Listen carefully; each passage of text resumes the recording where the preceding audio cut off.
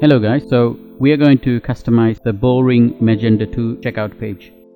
You can see default Magento checkout page is a dull, boring checkout page.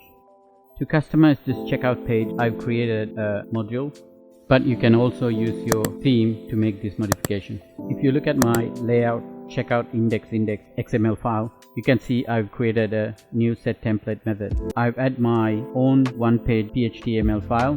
If you look at the onepage.phtml file, you can see I've added two HTML wrappers around existing HTML code. Next, I've used the extend.less file in my module CSS folder to change the styling for the checkout. Since I use extend.less file, all of my CSS changes will run after default Magento checkout styles.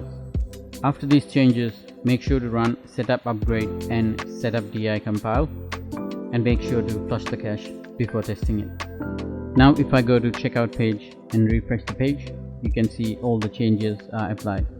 Make sure to give us a like for this video and subscribe to my channel. You can also download the source code and the changes as a module from my website. That's it for this video. See you again.